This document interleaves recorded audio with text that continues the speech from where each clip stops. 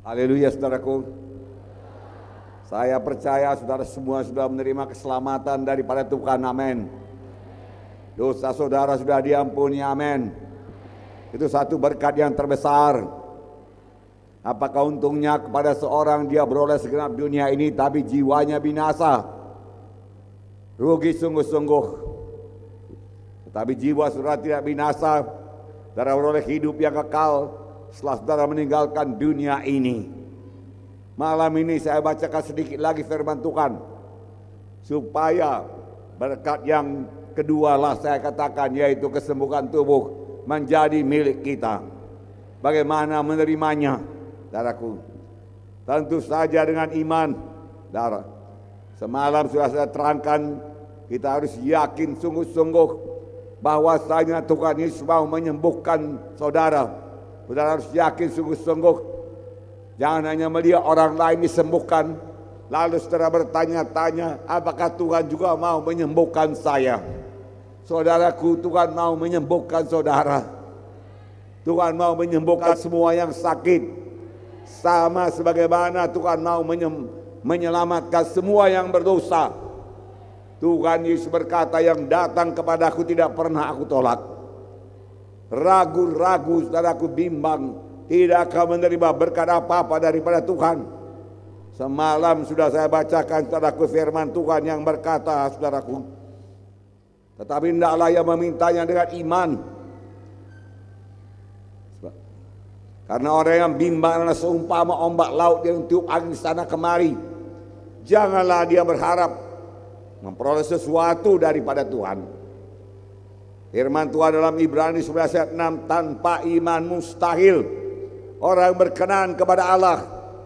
Sebab barang siapa berpaling kepada Tuhan, ia harus percaya bahwa Tuhan ada dan bahwa Tuhan memberi upah kepada orang yang sungguh-sungguh mencari Dia. Imannya bagaimanakah ini? Bagaimanakah kita mempraktekkan iman kita? Saya tidak akan masuk dari segi teologinya, saudaraku. Saya sampaikan kepada saudara dengan simpel, dengan mudah, dan saudara bisa mempraktekkannya. Contohnya saudaraku, dalam Alkitab dalam Markus 5 diterangkan mengenai seorang perempuan yang sakit 12 tahun. Dia sudah kena susah dari banyak tabib dan telah menghabiskan uangnya semua. Tiba-tiba dia mendengar berita-berita tentang Yesus. Yesus yang menyembuhkan penyakit. Yesus yang tidak pernah menolak orang yang datang kepadanya. Lalu dia pun berkata, kalau ku jamah saja jubah Tuhan Yesus, aku pasti sembuh. Kalau ku jamah jubah Tuhan Yesus, aku pasti sembuh.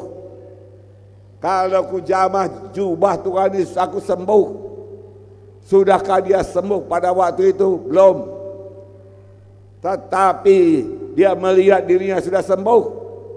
Dia gembira, dia sukacita, dia begitu yakin hingga dia ucapkan, kalau ku jamah jubah Tuhan Yesus, aku sembuh. Dan dia cari Tuhan Yesus. Dan dia jumpai Tuhan Yesus di tengah kerumunan laki-laki. Saudaraku, dia datang terbungkuk-bungkuk. Karena pada waktu itu saudaraku tidak layak seorang wanita, apalagi sakit pendarahan, masuk dalam kerumunan laki-laki. Sebenarnya untuk berjalan saja melewati orang ramai, dia harus berkata, najis, najis, najis, aku najis. Tapi dia tidak peduli semua itu.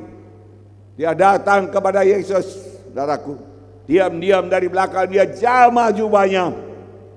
Sebab dia sudah berkata berkali-kali dia berkata, aku sembuh, aku sembuh, aku sembuh. Walaupun pada waktu itu dia belum sembuh. Tiba-tiba kuasa mengalir dari Yesus. Kuasa Yesus bergerak, mengalir menyembuhkan perempuan yang sakit 12 tahun ini, pendarahan 12 tahun. Dia rasa dirinya sudah sembuh. Yesus pun merasa ada kuasa keluar dari dirinya. Dan dia berkata, siapa menjamah aku? Murid-muridnya berkata, banyak orang mendesak-desak engkau Tuhan. Dan engkau masih bertanya, siapa yang menjamah engkau? Banyak. Tetapi ada satu jamahan lain, jamahan iman, saudaraku, dari perempuan yang percaya dia sembuh, yang percaya dapat berkat. Dia datang dan berlutut kepada Tuhan Yesus dan berkata, "Akulah dia Tuhan, aku sudah sembuh." Apakah Tuhan Yesus marah? Tidak. Tuhan Yesus berkata, "Hai anakku, imanmu telah menyembuhkan engkau." Tuhan Yesus tidak berkata, "Kuasaku telah menyembuhkan engkau." Kuasa Yesus tetap tersedia. Tetapi apakah kita punya iman seperti perempuan ini? Milikilah iman. Sebelum saudara sembuh, saudara yakin sungguh-sungguh, malam ini aku sembuh, malam ini aku sehat, malam ini aku kuat, aku jumpai Tuhan Yesus, aku datang pada Tuhan Yesus, aku bangun, aku bangkit, bisa. Malam ini hidupku berubah karena Yesus ada di sini. Amin. Ada satu ayat Markus 11 ayat 24.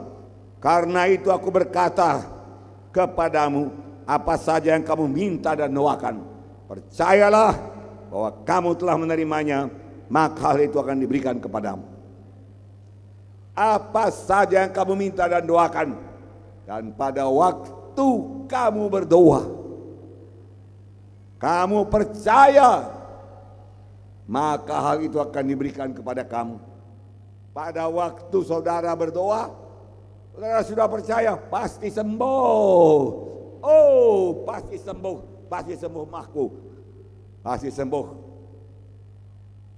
Dalam nama Yesus, Tuhan tidak menolak aku, walaupun secara panca indera, secara perasaan, rasanya belum ada yang sembuh. Tapi secara iman, saudara berkata lebih dahulu, aku sudah sembuh, aku sudah sembuh, aku sudah sembuh. Amin.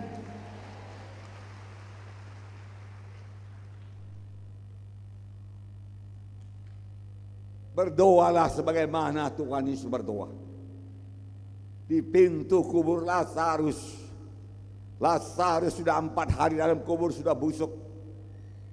Bagaimanakah doa Tuhan Yesus? Apakah dia berdoa mohon, minta dengan sangat, Bapa, ini satu perkara yang luar biasa Bapa. Memang kalau aku berdoa bahwa orang sakit, orang itu sembuh. Tetapi kali ini lihatlah ini Bapa. Lihat Bapa, sudah busuk pun dia Bapa, hancur dagingnya. Bagaimana lagi dia bisa bangkit? Namun berahmatlah Bapa untuk orang banyak ini. Berahmat, hidupkanlah dia Bapa. Tolonglah Bapa. Demikiankah dia berdoa? Tidak sama sekali. Dia percaya penuh kepada Bapaknya, pasti mendengarkan dia. Saya bacakan doanya kepada saudara supaya kita tiru. Amin. Yohanes 11:41. Maka mereka mengangkat batu itu. Lalu Yesus menengadah ke atas dan berkata, Bapa, aku mengucap syukur kepadamu karena engkau telah mendengarkan aku. Engkau sudah mendengarkan aku Bapa. Tidak usah pun kuucapkan satu perkataan, Lazarus sudah pasti bangkit. Tetapi karena orang banyak ini aku berkata juga, Lazarus bangkit. Lalu Lazarus keluar dengan kain kafannya, bangkit dan hidup. Saudaraku yang kekasih dalam nama Yesus, Tuhan sangat menghargakan iman, saudaraku. Satu contoh lagi, dalam perjalanan Yesus ke Yerusalem, datanglah 10 orang kusta menemui dia. Mereka tinggal berdiri agak jauh dan berteriak, Yesus, Guru, kasihanilah kami. Lalu ia memandang mereka dan berkata, pergilah, perlihatkanlah dirimu kepada imam-imam. Dan sementara mereka di tengah jalan, mereka sembuh. Guru, dia katakan, Yesus, kasihanilah kami. Kami sakit kusta. Sakit kusta kelihatan keluar. Oleh jari-jari sudah ada yang copot. Jari kaki juga ada yang copot. Saudaraku. Nah saudara, kasihanilah kami. Yesus berkata, perlihatkan dirimu kepada imam-imam. Mereka tidak berkata, Tuhan, Engkau lihat kami sakit kusta. Nanti kami perlihatkan diri kami kepada imam-imam, kami malu. Bagaimana kalau kami belum sembuh? Tapi mereka yakin apa yang difirmankan Tuhan pasti jadi. Tuhan tidak menyuruh mereka perkara yang sia-sia. Tuhan tidak mau mempermalukan mereka. Dia pergi menunjukkan dirinya kepada imam-imam. Di tengah jalan 10-10-nya sembuh. Sayangnya hanya satu yang kembali bersyukur kepada Tuhan, saudaraku.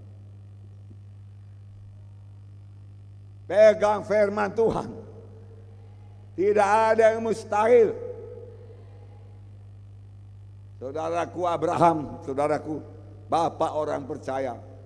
Firman Tuhan berkata, aku tetapkan engkau menjadi bapa dari banyak bangsa. Dia percaya Allah sanggup menghidupkan orang yang mati. Maka Tuhan sanggup menjadikan dengan firman-Nya apa yang tidak ada menjadi ada. Tidak ada anakku menjadi ada anakku. Tidak ada keturunanku menjadi ada keturunanku. Sebenarnya tidak ada dasar bagi Abraham untuk percaya. Umurnya sudah 100 tahun. Istrinya 90 tahun. Rahim Sarah telah tertutup.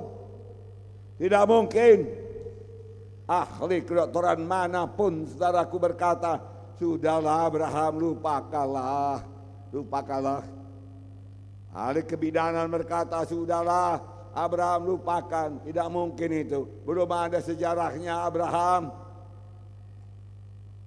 Tapi apa yang jadi kepada Abraham? Firman Tuhan berkata, terhadap janji Allah ia tidak bimbang. Karena ketidakpercayaan, malah ia diperkuat imannya dan ia memuliakan Allah dengan penuh keyakinan bahwa Allah berkuasa untuk melaksanakan apa yang telah ia janjikan. Karena itu, hal itu diperhitungkan kepadanya sebagai kebenaran. Pada hari ini sebelum kita masuk dalam doa, yakin sungguh-sungguh, gembira, sukacita. Ini hari kebebasanku. Ini hari kesembuhanku. Haleluya.